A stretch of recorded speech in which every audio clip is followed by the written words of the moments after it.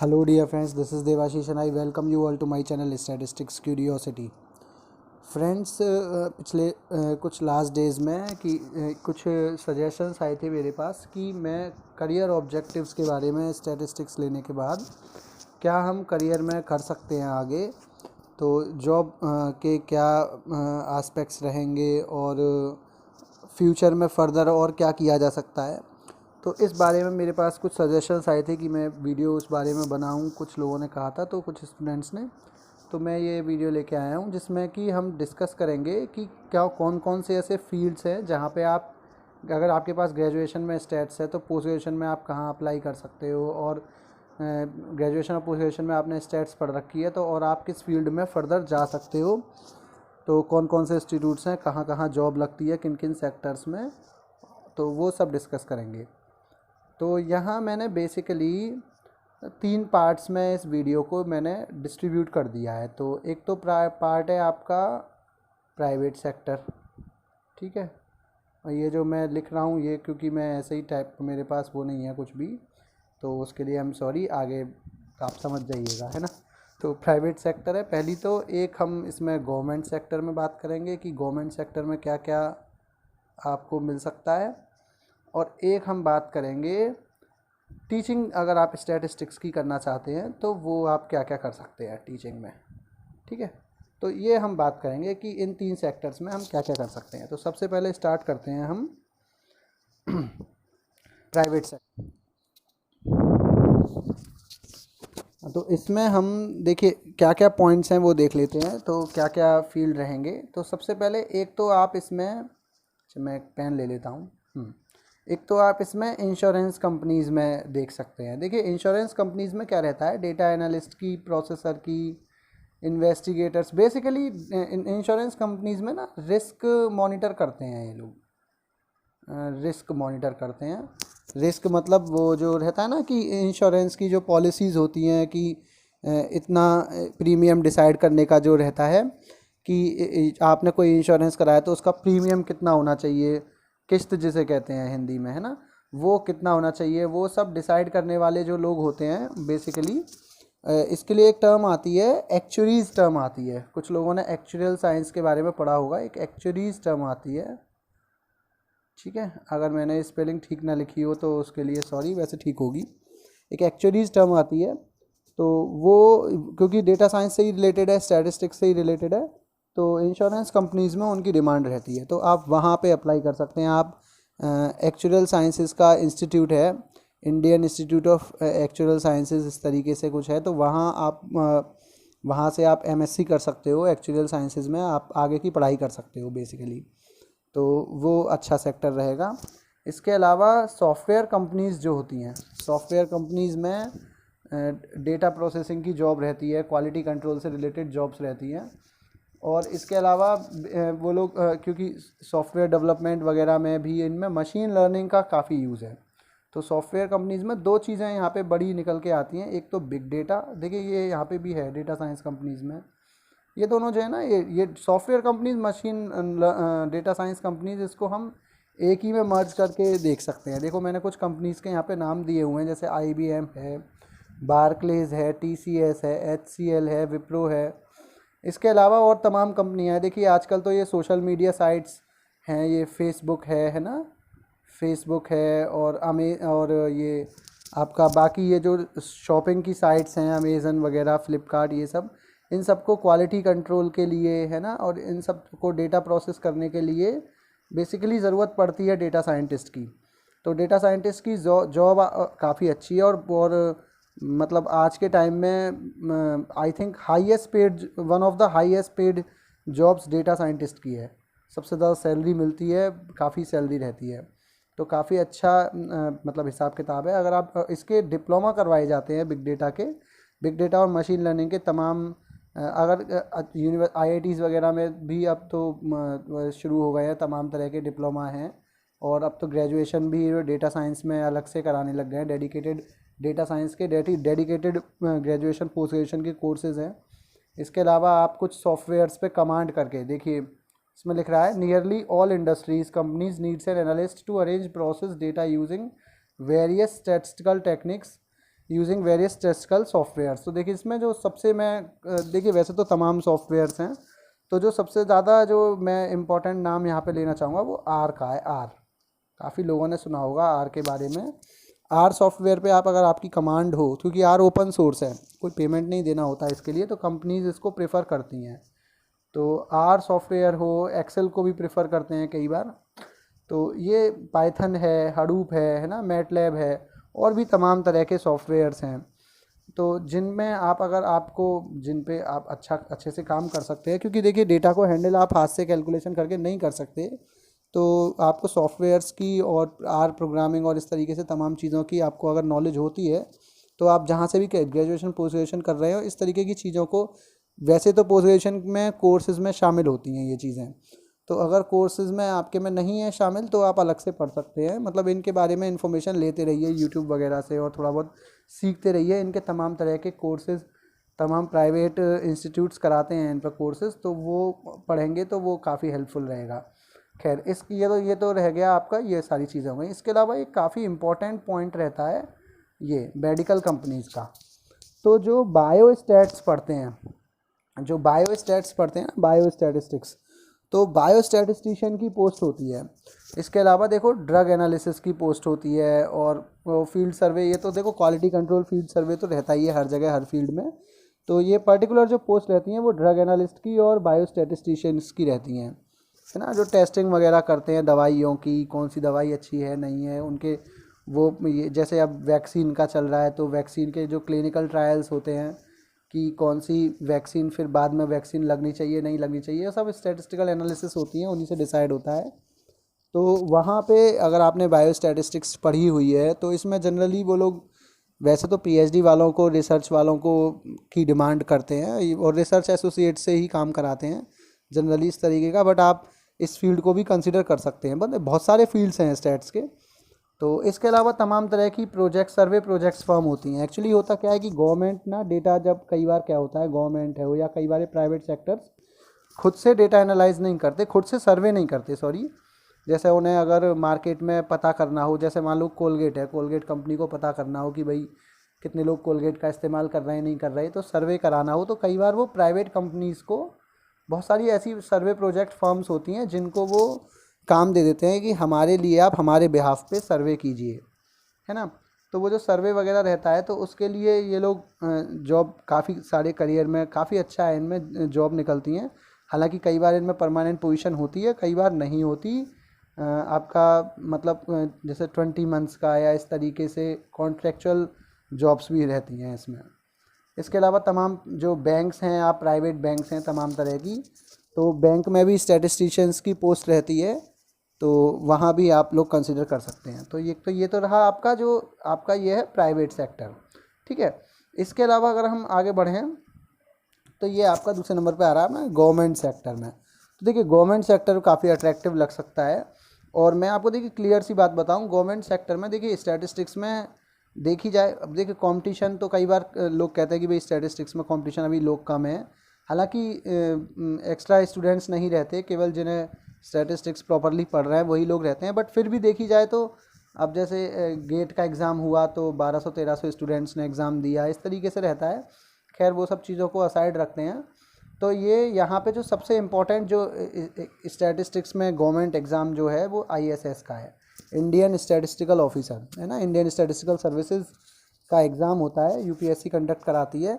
इस एग्ज़ाम को दिया जा सकता है ना। हालांकि दे तो इसको, जहाँ तक मुझे मालूम है, इसमें आप एमएससी हो अगर स्टैटिस्टिक्स में, तो वो बेस्ट रहता है, क्योंकि सिलेबस एमएससी लेवल का इसमें आता है।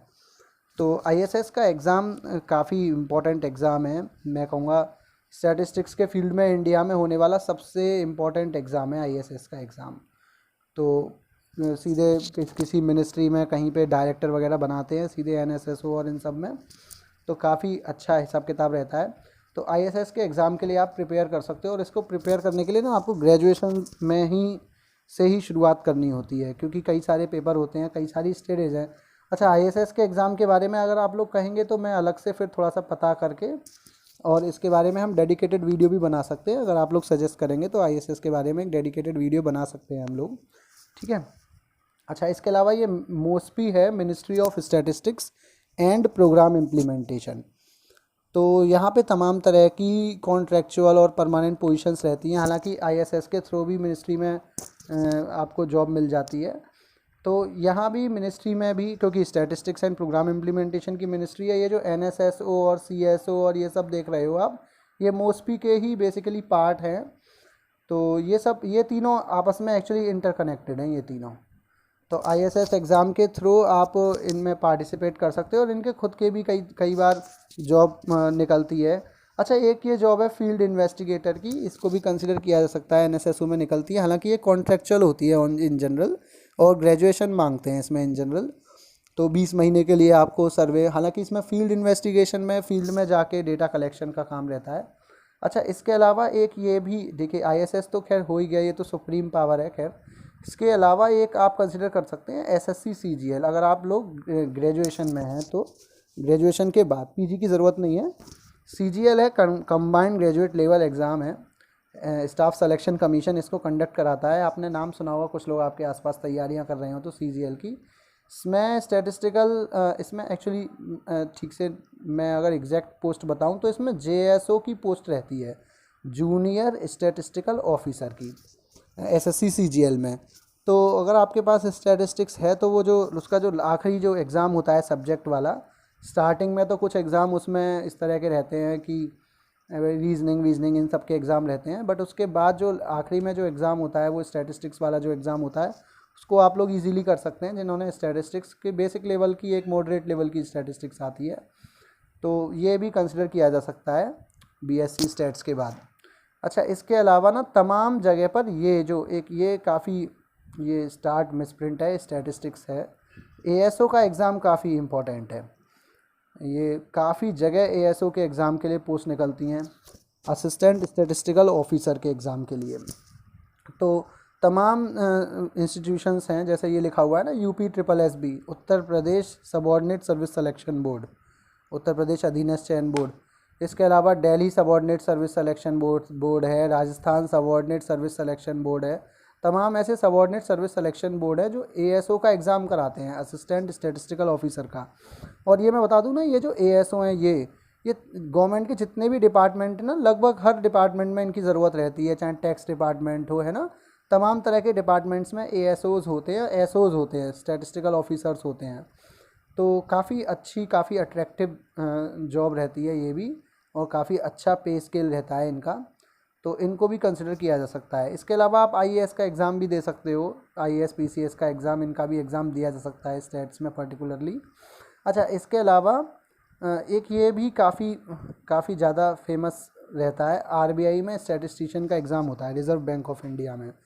तो ये मैं इसको ना आरबीआई स्टैटिस्टिशियन के एग्ज़ाम को इसके आईएएस के इक्विवेलेंट मानता हूँ काफ़ी हद तक। तो मतलब जैसे आईएएस ऑफिसर होते हैं, ऐसे ये भी आरबीआई में जो स्टैटिस्टिशियन होते हैं काफ़ी हाई ग्रेडेड ऑफिसर कहेंगे हम इनको। तो ये इसको भी कंसिडर किया जा सकता है। इसमें जनरली एमएससी रहती है जो मिनिमम रिक्वायरमेंट रहती है। बाकी डिटेल्ड रिक्वायरमेंट क्या है, ये आप इनके जब भी ये एग्ज़ाम्स कंडक्ट होते हैं, आप इनके बारे में गूगल पे, इंटरनेट पे सर्च करके ना इनकी आप पता कर सकते हो। बाकी अब बात ये तो हो गया आपके, देखिए गवर्नमेंट सेक्टर हो गया और एक वो हो गया प्राइवेट सेक्टर। इसके बाद तीसरा वाला जो आता है, जो हम लोग कर रहे हैं, जो बेसिकली ये टीचिंग प्रोफेशन वाला जो रहता है ना, टीचिंग प्रोफेशन वाला जो रहता है, हाँ जी, तो ये आप लोग कंसिडर कर सकते हो। तो इसमें क्या रहता है, आप इसमें बेसिकली पीएचडी की जा सकती है स्टैटिस्टिक्स में, और स्टैटिस्टिक्स में की जा सकती है। स्टैटिस्टिक्स के जो और मतलब और जो फील्ड्स हैं रिलेटेड, स्टैट्स में, ऑपरेशन रिसर्च में, है ना, और तमाम तरह के जो और फील्ड्स हैं उनमें आप बायो स्टैटिस्टिक्स में, और तमाम ऐसे हेल्थ स्टैटिस्टिक्स में, एग्रीकल्चरल स्टैटिस्टिक्स में, तमाम ऐसे फील्ड्स हैं स्टैटिस्टिक्स के। और इनके डेडिकेटेड, आप देखिए इनके डेडिकेटेड इंस्टीट्यूट्स हैं इंडिया में, जैसे IARI है, इंडियन एग्रीकल्चर रिसर्च इंस्टीट्यूट। यहाँ से आप एग्रीकल्चर स्टैटिस्टिक्स पे डेडिकेटेड पीएचडी का, उनका अपना अलग से पर्टिकुलर उनका नेट एग्ज़ाम होता है, वहाँ पे बाकायदा फेलोशिप अलग से एग्रीकल्चर रिसर्च के फील्ड में रहती है, तो वहाँ के लिए आप अप्लाई कर सकते हो। और इसके अलावा आप पॉपुलेशन स्टडीज़ में अप्लाई कर सकते हो, पॉपुलेशन स्टडीज़ में रहती है, पीएचडी कर सकते हो, एमएससी कर सकते हो पॉपुलेशन स्टडीज़ में। और इसका जो इंस्टीट्यूट है वो है IIPS, ये मुंबई में है, Indian institute of population sciences. यहाँ पे आप इसे कंसिडर कर सकते हो IIPS को। तो ये ऐसे कुछ प्रीमियम इंस्टीट्यूट्स हैं। बाकी ISI का नाम तो भैया सब नहीं सुना होगा, इंडियन स्टैटिस्टिकल इंस्टीट्यूट। तो ये तो स्टैटिस्टिक्स के फील्ड में सुप्रीम पावर है हमारी। तो यहाँ भी मैथमेटिकल स्टैटिस्टिक्स में, मैथमेटिक्स में, कंप्यूटर साइंस में काफ़ी यहाँ पे तमाम तरह के कोर्सेज़ हैं और PhDs भी होती है, तो यहाँ से भी पढ़ाई हो सकती है। तो खैर ये मैंने कुछ इंस्टीट्यूट्स आपको बताए।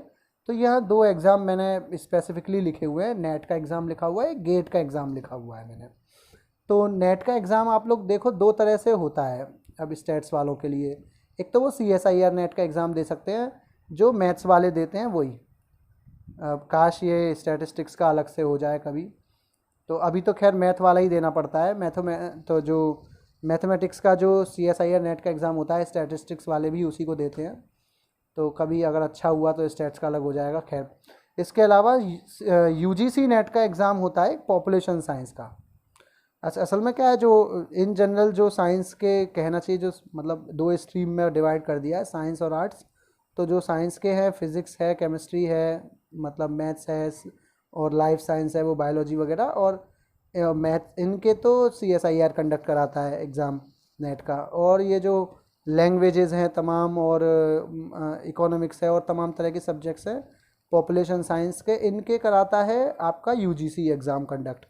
तो जो स्टैट्स वाला होगा, जो स्टूडेंट MSc स्टैट्स वाला, वो पॉपुलेशन साइंस के नेट को भी दे सकता है और ये मैथ्स वाले नेट को भी दे सकता है।